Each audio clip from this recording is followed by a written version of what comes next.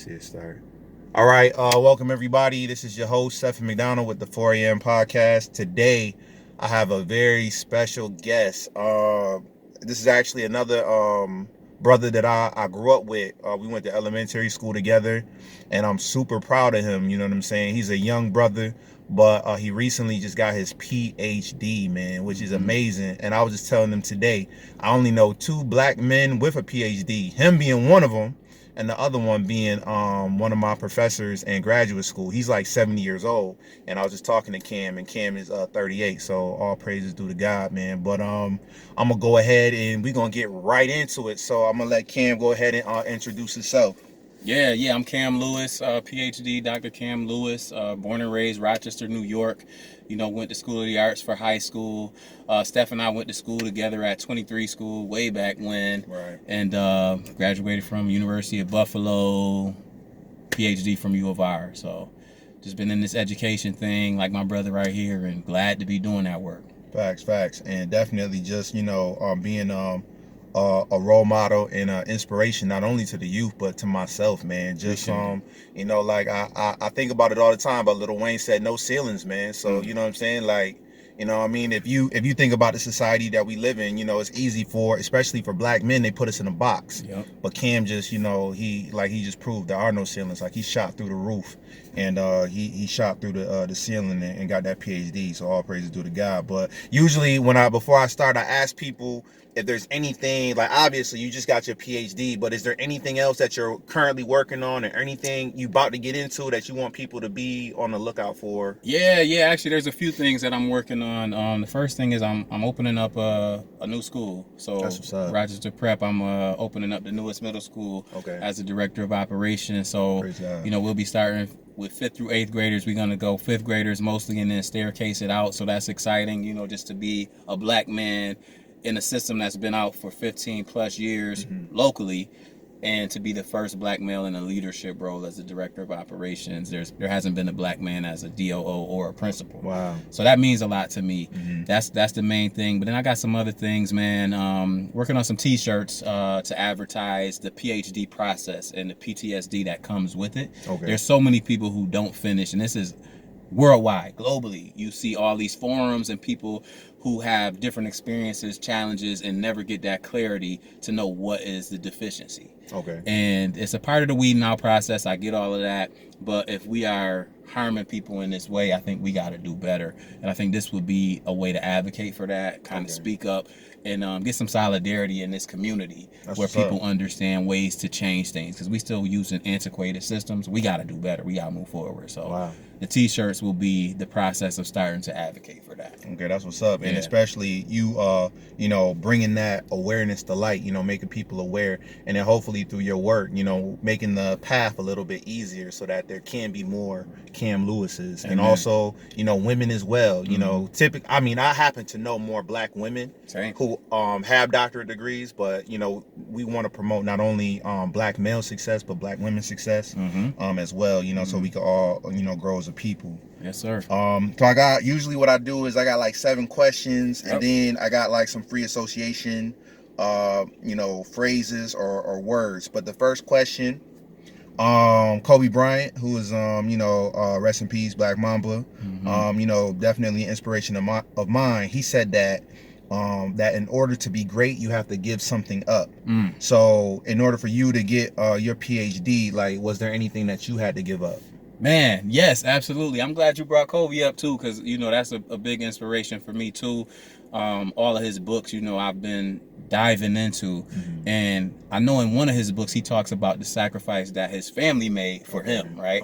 And I think anytime you do something great, your immediate network does sacrifice the time, and they have to invest in you or be okay with you not being there. For me, the social life has been a big thing that I missed out on, right? 39, single, no kids, and I'm somebody who would have seen myself as a family man by this time, right? That's a big sacrifice. The time that I spent, with my nieces and nephews, or with my siblings, or my mother, all of my family and friends, they've missed out on that. I've missed out on that, and that's been a big thing that I'm glad to get back now, and definitely want to do better about moving forward. That's no question. True indeed. Yeah, because I remember in I forget the name. I watch it all the time, but it was like a documentary that Kobe did. But he was talking about, with his family, you know what I'm saying, playing for the Lakers and always training, this, that, and the third. He said the one thing he had to give up was sleep. You know what I'm saying, because he didn't want to miss out on those interactions. So he was like, I got to give something up. So I guess I just won't sleep. You feel me? Yeah. In order to get everything done. But yeah, I definitely wish you nothing but success. You know what I'm saying? Like, it's like you said, now you have the opportunity to connect more with your family and build that particular aspect. So I wish you nothing but success in that. Appreciate it. My second question. So I had already alluded to this, but I was saying that more black women typically have PhDs than black men. So based on your experience, you being a black man with a PhD, like, why do you think that is? Like, do you have any insight about that? Man, that's a great question. I think you can go a couple different ways with that, and I don't know that we're gonna have the absolute answer in this case. sure. But like, if we think about even the prison pipeline, right? There's a lot of black men that are incarcerated comparatively. And education doesn't necessarily seem to cater to the needs of black men or black women. If you want to extend it to black and brown. So there's a lot of different factors. I think when you add it up, it doesn't seem to be something that caters to what we need at all. I mean, personally, I would have never seen myself getting a PhD. Okay. When me and you were in school together, hated school. Okay. Right? Okay. Hated school. Middle school, hated school. High school, didn't love school. Got a little better because I was playing sports, doing arts, whatever, what have you. It didn't really reflect a part of my life that I wanted to see moving forward. Okay. And, I imagine that can be the case for some other young black men during that time, right? You talk about suspensions, you talk about just the penalties that we receive. It doesn't necessarily warrant the process of us wanting to keep ascending in a system that doesn't support us. And then we don't necessarily have our, fathers, uncles, whomever it is to look to and say, like, this is what we could do. Our black women, they push forward, man. They push forward and they navigate the system. And it's just something that we got to continue to rise to meet. Okay. No doubt. And like you were saying, as far as like the black male experience in the education system, it's almost like black males have an aversion to education, you know what I'm saying, because like you said, with the suspensions and everything like that, and they don't necessarily cater to us culturally or us developmentally. But it kind of reminds me, like when you were saying, like, I mean, like, praise God, you have your PhD, but like you said, school wasn't always your thing. And it kind of reminds me of my younger son. Like, he's 12 and he's super smart. He can't stand school. Like, that's the only, he don't get in trouble, no nothing. But when it comes to that schoolwork, you know what I'm saying? But again, you said like before, like you growing up, you didn't have those role models, but now you are a role model. So, and like even today, I was telling my son, I was like, yo, I was like hype. I was like, you know what I'm saying? He's my guy. I grew up with him, got a PhD. So hopefully, man, this is just gonna open the floodgates for so many others, and not necessarily floodgates, but anybody who follows in your footsteps. Because in my religion, they say that when somebody establishes something, if anybody follows your lead, you get the reward for it. You know what I'm saying? So if anybody's like, yo, Cam did that, and they follow Cam lead, then you gonna get rewarded for the blessings that they, brought upon themselves by following your example. You feel me? So no doubt. My third question. Okay, what were the unique set of circumstances that attributed to you earning your PhD? Because like you just said, you didn't actually see yourself doing this, but you did do it. So what inspired that? Honestly, I think just coming up in a few different systems that we got, right? Those support programs. So you talk about, the STEP program here, science, technology, entry program. So I mentioned not liking school. That is the absolute truth. Even the PhD process wasn't a cakewalk either. I could go on with that. Kobe talked about sleep. I ain't get sleep, right? But I always across the way had some program that could kind of give me that extra support.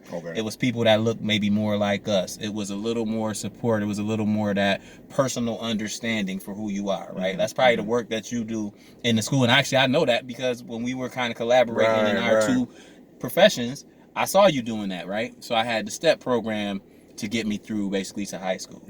Got to college, EOP program. I was an EOP student.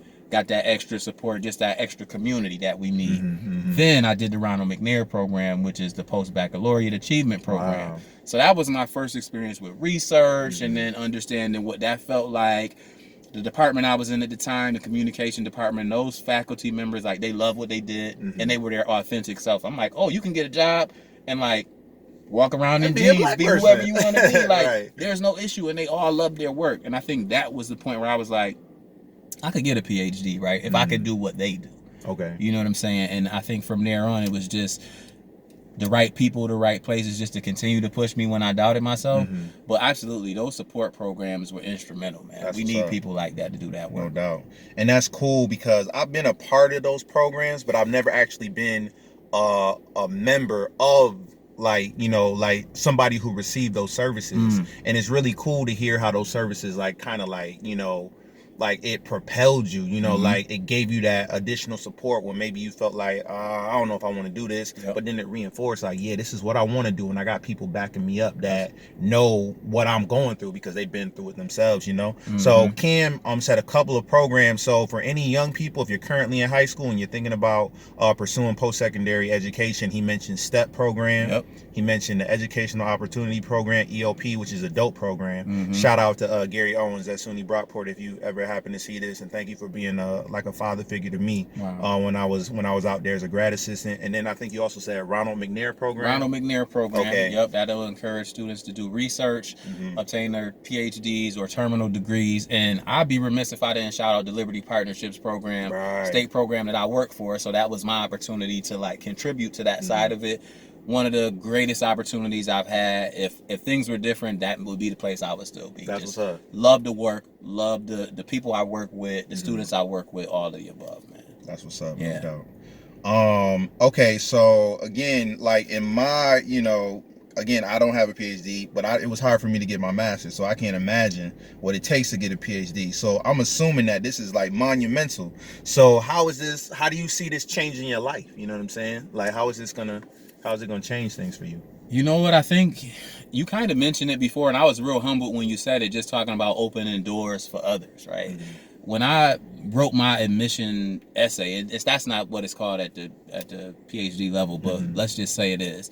When I wrote that, I just talked about like making a better world for my nephew at the time. I got a couple of nieces and nephews now, but he was the only one at the time. Type of world where he could be and flourish and just be himself and get all of the opportunities that he should have afforded to him and that we should all have afforded to him, and representing the black culture in the appropriate way. Those were the things that I wanted to do. So all of the work that I've tried to do up until then was catered toward that, but getting this degree as well. And now I want to continue to add to that. So being a part of a school opening, being a face in a leadership role for young students and their families to see, to build better relationships with, and hopefully have better experiences than we did or your son has. No doubt. You know, because they have somebody that they can lean into, that can advocate for the ways they learn, the different things that they need to see.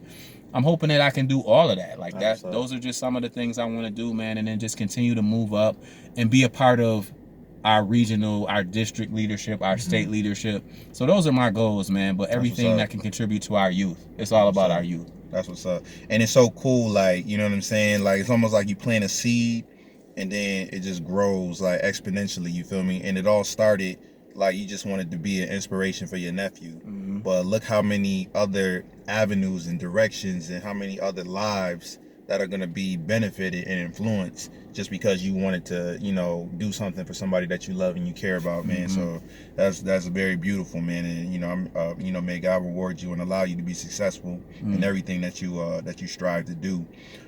So I know, obviously, I'll keep asking you about the PhD. So I got another question about the PhD. So you are, again, you went to public school. You feel me? You went to public school. You are a product of the RCSD. Yes. You know what I'm saying? You went to 23 school. You went to School of the Arts. You are a black man. You grew up on the west side. You feel me? So you know how it goes in this city. And somehow, despite all of these things that could have, diverted you or put you, like you were talking about the school to prison pipeline. Because anybody could get caught up at any time, especially being a black kid, a black male from Rochester, New York. Yep. But somehow you was able to navigate all of that Yeah. and get a PhD. So what does that mean to you? Like, you know what I'm saying? That you navigated all those stumbling blocks, and you feel me? Like, you're a black male from the RCSD with a PhD, man. Right. That's crazy. Yeah. It's a lot of resilience, man. And I think it speaks to our strength just as young black men that become older black men, right? Okay. Like, we push through it, and there's not a lot that can really hold us back. Now, on the flip side of that, should we have to deal with all of that, right? All those things you said are 100% accurate. I don't know. I mean, I identify as from the West Side, but we were straight gypsies growing up. Like, I lived so many places. If I ever drove by and pointed to all of the places that we lived, and we weren't the worst off family in the community, right? There's several people doing worse and turning up with better products than even that I did, right? But it speaks to our resilience and our strength. But now we want to get back to that space of thriving. Okay. You know what I'm saying? So what it means to me is just like, I overcame a lot. A lot of people pushed me to get there. And I would never say, like, self-made, this and this and that. Like, I did a lot. There was a lot of self-determination. Absolutely. But when you talk about, it takes a village. Right. The village helped me to get where I got, right? Okay. And just pouring back into that, man. But to get us into a space where we don't have to have these stories of, this person went through X, Y, and Z, similar to me or worse than me, to get to whatever they want to do, PhD, JD, whatever. Okay. Right? We don't want that. We want to be able to get our students and our youth there in a natural progression, right? Okay. Dad was this. I looked up to Dad. Dad pointed me to all these opportunities. This was the one that was best for me. Okay. That's where we want to get to, and that's what we're doing. You know what I'm saying? And for you personally, that's what you're doing, man. So I'm gonna give you your roses on that. Yeah, thank you, man. Appreciate you, real, man. God bless you, man. You know what I'm saying? Definitely. So we talked a little bit about sacrifice, and again, I think you were talking about the PhD process, and I think you even used the term PTSD, post-traumatic stress disorder. So you had to sacrifice a lot of things, like you said, family, time, sleep, but you still, were able to get your PhD. So was the sacrifice worth it, in your opinion, or in your eyes? Was the sacrifice worth it? Well, I'm a believer that things happen in the time they're supposed to happen. So, I'm excited to turn this corner and really start digging into what I need to. I think in some ways, in terms of, and I hate to say this, but in terms of a status marker, when you have PhD behind your name before people know you, they give you the respect that you may or may not deserve. I feel like people that look like us, we need all of the status markers, to get the respect that we deserve. Okay. And I don't think that's appropriate. I've noticed that change already. You can put PhD behind your name on the email signature, or on your when you're signing up for your flights, right? Like, people give you a little more respect when you're doing that. I don't feel any smarter. I feel rewarded because I worked on a serious project, a extreme project. They basically throw you into the wilderness with a rock and maybe a towel. And you got to get all the way through on the other side, right? And there's never a clear pathway. There's never any direction. It's just trial and error all the way through. So I do feel accomplished in that sense. But I do know now at this point, in terms of being my authentic self and not worrying about anything else, that feels good to receive those accolades and be able to kind of navigate how I choose. That's what's up. And that's the goal right there. No doubt. And I know you this is kind of, you touched on this already. This was my culminating question before I go into the free association piece. But you talked about opening up your own school. You talked about opening up avenues for other people to kind of tread the paths that you've already created. So is there anything, so my last question was, what's next? Is there anything else you wanted to mention, or anything you wanted to share? And it doesn't even necessarily have to be what's necessarily next for you per se. It could also be like anything, like because a lot of my audience is probably like my students. So any like lasting gem you wanna provide them with or anything like that? Man, well, that's a loaded one. When I think about what's next for me, I kind of identify some of that work. But obviously, we got to stay together. Okay. We got to stay together. And if there's youth that see this, the important piece of this is just knowing that you have people like us that are willing to pour into people like you when you're ready to receive it. And sometimes you don't know that you need that support. We're going to be here. When you're ready to accept that support, we definitely going to be here with open arms. And I think that's the only way we can get to that spirit of thriving and really identify what's next for everybody is if we do it collectively. So That's what's up. I want to continue to pouring into these youth. I want to make sure that any young professionals, if I can support them in any way, that I'm able to do that. Right. One thing I knew early on, after seeing the PhD struggle in others, I didn't want to be the person who got the PhD and just like turn their nose up at the world or their community, right?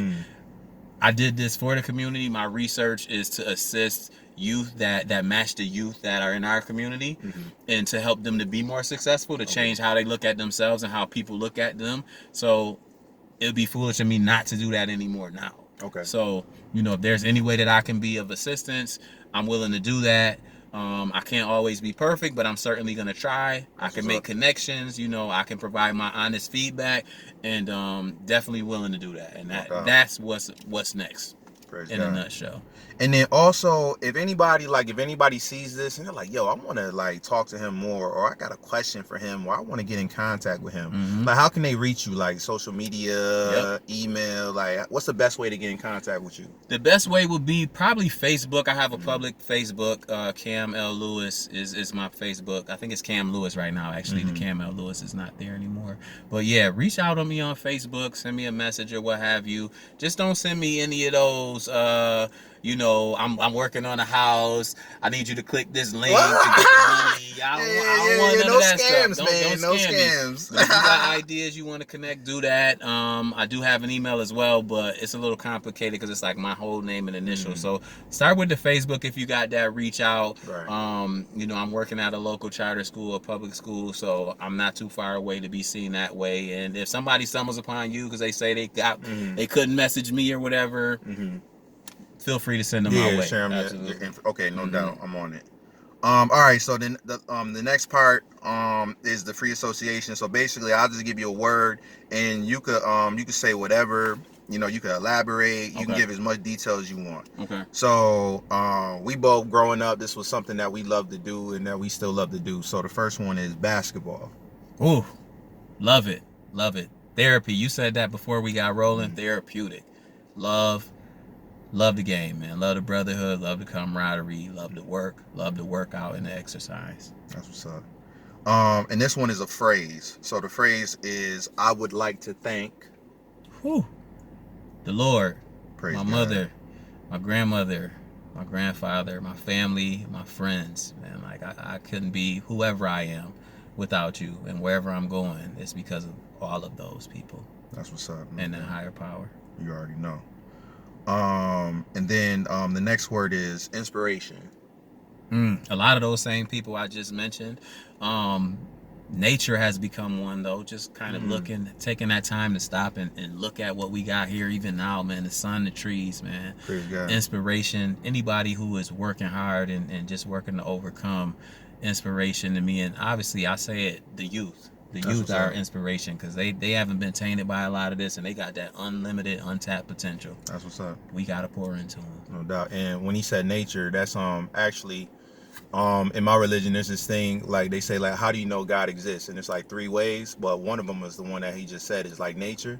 You know that God exists because of his creation, like the heavens and the earth. And because like if you could look at like something beautiful in nature, you'd be like, man, damn, you know what I'm saying, only God only God created it, you know what I'm saying, only a being powerful and divine and amazing, has the ability to do something like that. So yeah, definitely nature is very dope. The next word is education. Safe haven. Safe haven, education. I talked about issues with school, but one thing I'll say is the school itself, the building, was always a safe haven. Word. Often more pleasant than what I had to look forward to outside of it. wouldn't be here without it. Facts.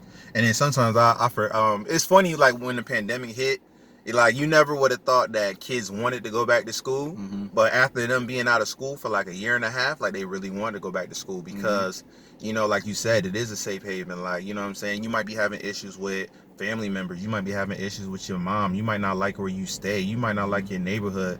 But when you go to school, like you're around, you know, and usually your teachers, for the most part, they positive people. Like they like working with kids. Like they like doing what they do. Like you learning stuff. You hanging out with your friends. You get to go to gym. You get to play sports. You get to hang out in the, you know what I'm saying? So school actually, even though we be like, oh, school, like, cause you got to do the work and it's hard work, you know what I'm saying? But you're going to benefit, you know, as long as you apply yourself. But it's also a cool place just to chill for, you know, 6-7 hours and just get away. Yeah. You know, like people always be saying, like, I got to work on myself. Well, you could do that at school, you know what I'm saying? You can work with on some yourself. People who care. Facts. And then you had already spoke on this a little bit, but the last word was youth. The future. The future. Untapped, endless potential. Gonna guide us and get us to a better place, man. They're gonna put us in the space of thriving. That's what's up. And then my man, I was talking to, you remember, you know, Kenneth Griffin? You know, That's Kenneth? my cousin. Yeah, all right, that's what's up. So I was chilling with him one day and we was just talking, going back and forth. Cause he was like my best friend growing up. Like we literally lived around the block from each other. I lived on Arnett, he lived on Roxborough. Man, maybe that's where we spent Probably, more time together. Probably, yeah. That's cause I remember. All I keep saying when I think of you, I just think of Genesee Park Boulevard. I just think of being on a bus. But I remember he told me, and when he said it, I felt him, and I knew what he was saying. But he was like, man, it's not about us anymore, man. Cause we was talking, you know how like we all go through stuff, and you're like, your mom didn't do this, and your dad didn't do this, and your house didn't look this way, and da da da. And he was just like, man, it's not about us anymore. It's about these kids, man. So you know, we just got to keep building, man. We just got to keep grinding. And you know what I'm saying, doing what we do, man. But I just want to thank you again for taking time out of your busy schedule, man. I know you got a lot going on, man. Just for blessing me with the interview, and you know, hopefully a lot of kids that check this out, a lot of people. And then even it's not even about the young people, older people, man. You want to go back to school, man. Like you always want to get a degree, you always want to get your bachelor's, your master's. Hey, maybe you got your master's and you just thought PhD wasn't for you. Hey, maybe this might be your sign. This might be your opportunity. You know what I'm saying? Maybe you could look into that. You feel me? Yep. So no doubt, man. But I appreciate you, brother. Likewise, bro. You already know, man. My man. All right, man. See you on the next one, man. Peace.